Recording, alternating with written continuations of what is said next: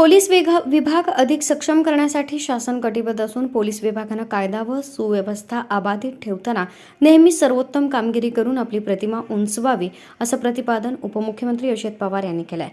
उरळी कांचन इथं पोलीस स्टेशनच्या उद्घाटन प्रसंगी पवार बोलत होते. उपमुख्यमंत्री पवार म्हणाले, पोलीस स्टेशनसाठी 100 पदांची मंजुरी देण्यात आली आहे.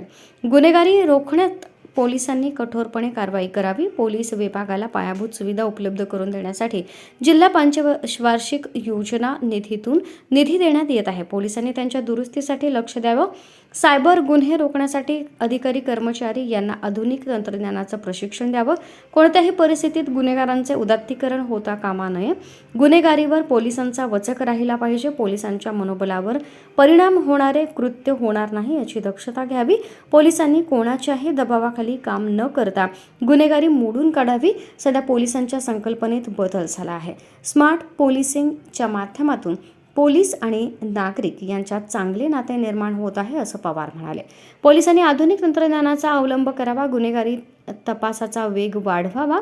अभिलेख वर्गीकरण अद्ययावत ठेवावे. वाहतुकीचे योग्य नियमन करावे. कर्मचाऱ्यांना अद्ययावत प्रशिक्षण द्यावे. सर्वच बाजूंनी पोलीस दलाची क्षमता वाढवा. नवीन पोलीस स्टेशनचा प्रश्न मार्गी लावला जाईल. पोलीस विभागाला सर्व सुविधांचा पुरवठा करण्यात येणार असल्याची ग्वाही त्यांनी यावेळी दिली.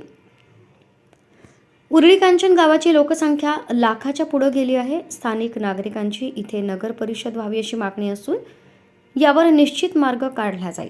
प्रस्ताविकात गोयल म्हणाले की या ठिकाणी लोणी काळभोर स्टेशनची खूप जुनी पोलीस चौकी होती. पोलीस स्टेशन मंजुरी मिळून 2 वर्ष झाली. मनुष्यबळाला अभावी पोलीस स्टेशन सुरू करण्यात आले नव्हते. जिल्हा नियोजन समितीच्या निधीतून पोलीस विभाग बळकटीकरणासाठी बरीच मदत मिळाली. त्याच्या माध्यमातून पायाभूत सुविधा उभारण्यात आल्या. या पोलीस स्टेशन अंतर्गत 10 गावांचा समावेश आहे.